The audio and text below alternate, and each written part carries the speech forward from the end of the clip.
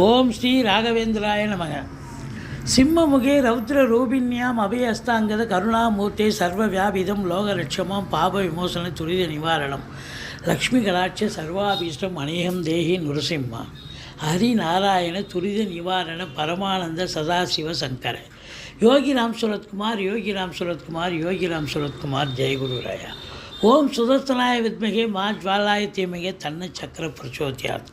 உலகெங்கிலும் வாழ்ந்து கொண்டிருக்கும் ஸ்ரீ ராகவேந்திரா யூடியூப் சேனல் நேயர்களுக்கு டாக்டர் சைதை ராஜாவின் அன்பான வணக்கங்கள்.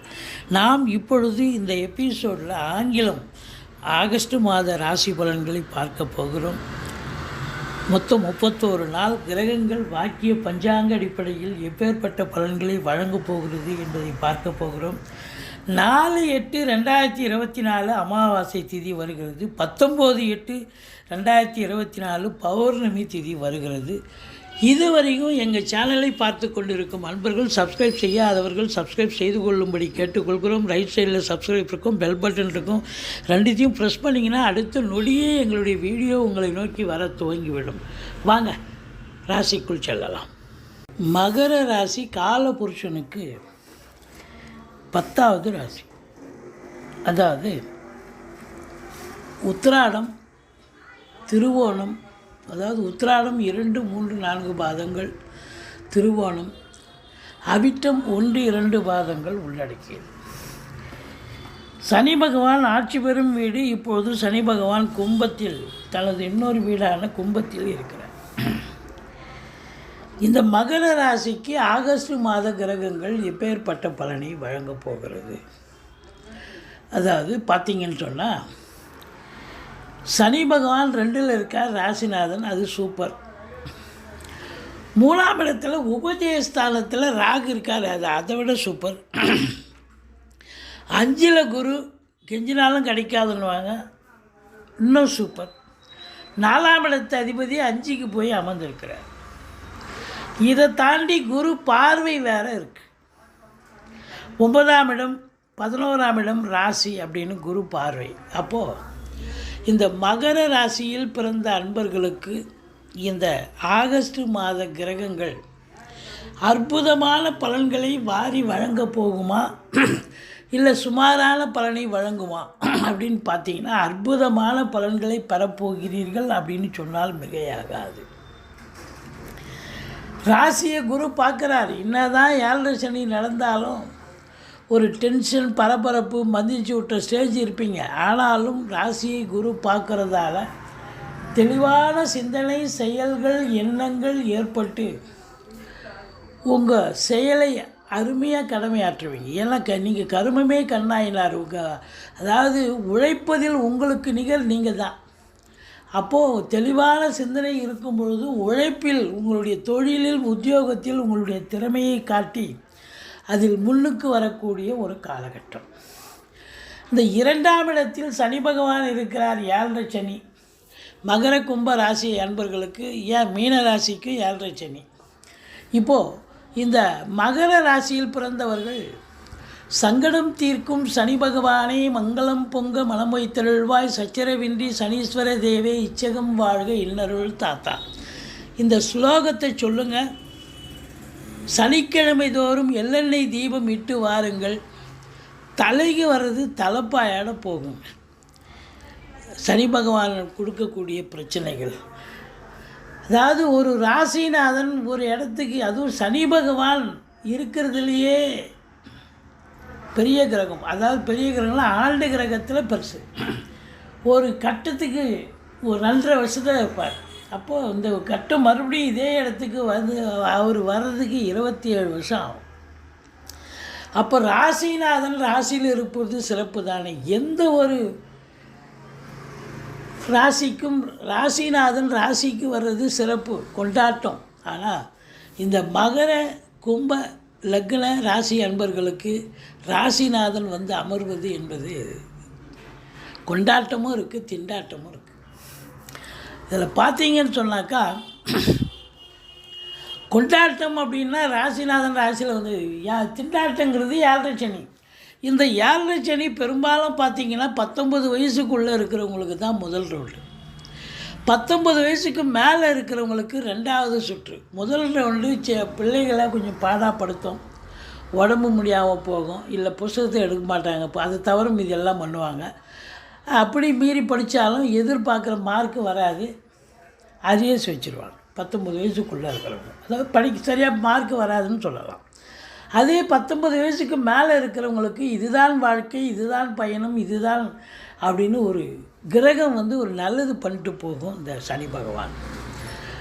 என்னதான் பணம் வருவாய் எக்கச்சக்கமாக இருந்தாலும் இந்த 2ஆம் இடத்துல சனி இருக்கிறதால, வாக்குஸ்தானத்தில் சனி இருக்கிறதால கொடுக்கல் வாங்கல் செய்ய வேண்டாம். 2வது, குடும்பத்தில் சண்டை சச்சரவு பிரச்சனைகள் தேடிக்கிட்டு வரும், அதனால் எச்சரிக்கையோடு இருங்க. ஆனால் இந்த சனி பகவான் உங்கள் கௌரவத்தை பெருசாக நிலைநாட்டுவார். அதுதான் அங்கே பெரிய கௌரவம், புகழ், அந்தஸ்து, செல்வம், செல்வாக்கு அற்புதமாக ஏற்படக்கூடிய ஒரு தருணம். 3ஆம் இடத்தில் ராகு பகவான் உபஜயஸ்தானத்தில் ராகு இருக்க கொடுத்து வைக்கணுங்க. அதாவது உள்நாட்டு வாணிபம், வெளிநாட்டு வாணிபம், ஏற்றுமதி இறக்குமதியாளர்கள், ஷேர் மார்க்கெட்டில் இன்வெஸ்ட் பண்ணுறவங்க, ஸ்பெக்குலேஷன் பண்ணுறவங்க, ஆன்லைன் பிஸ்னஸ் பண்ணுறவங்க, ஹோட்டல் பிஸ்னஸ் பண்ணுறவங்க, இவங்களுக்கெல்லாம் ஒரு சிறப்பான காலம். அது மட்டும் இல்லை, அதாவது எந்த ஒரு தொழில் எடுத்தாலும் அதை விகரஸாக இறங்கி ஒரு எங்கெல்லாம் கடனை கேட்க முடியுமோ சூட்சமாக கேட்டு தொழிலை விரிவாக்கம் பண்ணி நல்ல சம்பாத்தியத்தை பண்ணக்கூடியவர் இந்த ராகு பகவான். வெற்றி அதாவது 3ஆம் இடம் என்பது இளைய சகோதர சகோதரிகளுக்கும் உங்களுக்கும் எல்லாம் ஆகாத ஒழிய மற்றபடி ராகு 3ல் இருக்க தொழில் ரீதியாக உத்தியோக ரீதியாக சாதிக்கக்கூடிய ஒரு தருணம். அதுவும் வெளிநாடு போய் சம்பாதிக்கணும், அந்நிய பொருளாதாரம் வீடு தேடி வரணுமா, கண்டிப்பாக வரும். 4ஆம் இடத்தை சனி பார்க்கிறார். தாய் வழி சொந்தங்களால் பகையுணர்ச்சி ஏற்படும், தாய்க்கு தேக ஆரோக்கிய குறைவு ஏற்படும், வண்டி வாகனங்கள் செலவு வைக்கும், அசையா சொத்துக்கள் மூலம் செலவினங்கள் ஏற்படும். கொஞ்சம் எச்சரிக்கையாக இருங்க. இந்த 5ஆம் இடத்துல குரு கெஞ்சினாலும் கிடைக்காது. ஏன் அப்படின்னா திரிகோணஸ்தானத்தை அது கனெக்டிவிட்டி பண்ணுது. 1, 5, 9 கனெக்டிவிட்டி இருக்கிறதால 1ஆம் இடத்தை பார்க்க போது 5ஆம் இடத்துல இருக்குது, 9ஆம் இடத்தை பார்க்க போகுது. அப்போது பார்க்குற இடம்லாம் சிறப்பாகிடுது இல்லையா? அப்போ இருக்கிற இடமும் சிறப்பு, பிள்ளைகளுடைய வளர்ச்சி, கல்வி மேம்பாடு அடையக்கூடிய ஒரு நிலை. பூர்வீகத்தில் உங்களுக்கு கௌரவம், புகழ், அந்தஸ்து, செல்வம், செல்வாக்கு நிறைய. அதுவும் குலதெய்வ வழிபாடு பண்ணுவீங்க, குலதெய்வ கோவிலுக்கு நன்கொடைகள் வழங்குவீங்க அப்படின்னு சொல்லணும். பிள்ளைகள், அதாவது குழந்தை பாக்கி இல்லாதவங்களுக்கு குழந்தை பேர் கிடைக்கும். பூர்வீக சொத்து பிரிச்சிக்காதவங்களுக்கு பூர்வீக சொத்து பிரிச்சுவீங்க. பூர்வீகத்தில் இருந்து வந்த பிரச்சனைகள் அகன்று சகஜ நிலைக்கு மாறி சந்தோஷ நிலைக்கு வரக்கூடிய நிலை. இந்த 7ஆம் இடத்தில் 8க்குரியவன் 7ல் 15 நாள் தான் இருக்கார். அதனால் பார்த்தீங்கன்னு சொன்னால் குடும்பத்தில் கொஞ்சம் தேவையில்லாத பிரச்சனைகள், சண்டைகள் இதெல்லாம் வரும். கொஞ்சம் அனுசரித்து போங்க. ஆனால் சூரியன் புதன் சேர்க்கை என்பது புதாதித்ய யோகம் ஏற்படுவதால் கண்டிப்பாக கல்வி நிறுவனங்கள், கல்விக்கூடங்கள், கல்வியாளர்கள், கல்வி பயிலும் மாணவ செல்வங்கள் இவங்களுக்கெல்லாம் ஒரு சிறப்பான காலம், சாதிக்கக்கூடிய ஒரு காலம். ஆகஸ்ட் 15 தேதிக்கு பிறகு சூரியன் 8க்கு போயிடுறார். அப்போ 8ஆம் இடத்து அதிபதி 8ல் ஆட்சி பெறுவது என்பது மகர ராசி அன்பர்களுக்கு கொஞ்சம் எச்சரிக்கையாக இருக்கணும்.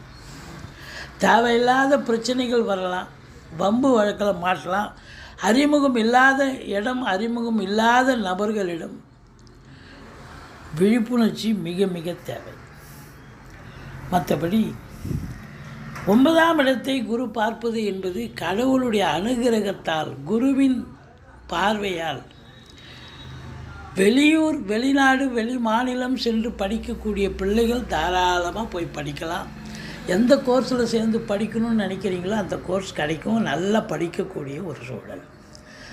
இல்லை எந்த வெளிநாட்டுக்கு போய் உத்தியோகம் பண்ணணுமா, இல்லை சொந்த தொழில் பண்ணணுமா, தாராளமாக பண்ணலாம். உங்களுக்கு எது உங்களுக்கு வயதுக்கேற்ப எதை செய்யணுமோ நினைக்கக்கூடிய நிலை இருக்கிறது, அதை கண்டிப்பாக செய்வீங்க. மற்றபடி ஆன்மீகத்தில் அதிக நாட்டம் இருக்கும், ஆலய வழிபாடுகள் செய்வீர்கள். ஏன்னா ஏற்கனவே எங்கள் கேது இருந்து குரு பார்க்குறாரு. ஸ்பிரிச்சுவல் இன்ட்ரெஸ்ட் அதிகமாக இருக்கும். குருமார்கள், ஆன்மீக சிந்தனையாளர்கள், இவங்களுக்கெல்லாம் ஒரு அற்புதமான காலகட்டம். நீங்களும் கோயில் குளங்களுக்கு போயிட்டு வருவீங்க, தீர்த்த யாத்திரைகள் போயிட்டு வருவீங்க. அதனால் ஆத்ம திருப்தியும் சந்தோஷமும் கண்டிப்பாக கிடைக்கும். தந்தையால் ஏதாவது ஒரு நல்லது நடக்கக்கூடிய ஒரு அமைப்பு இருக்குது.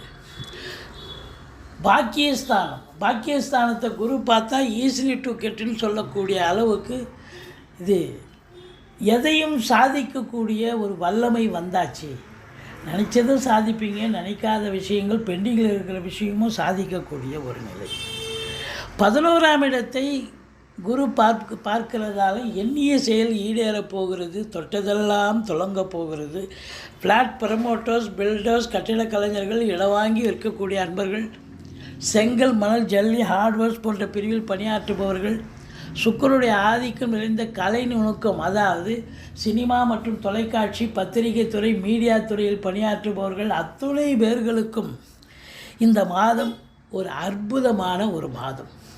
முதல் திருமணம் முறிவு ஏற்பட்டு 2வது திருமணத்திற்காக காத்திருக்கும் இந்த அன்பர்களுக்கு கண்டிப்பாக நல்லதே நடக்கக்கூடிய ஒரு சூழல்.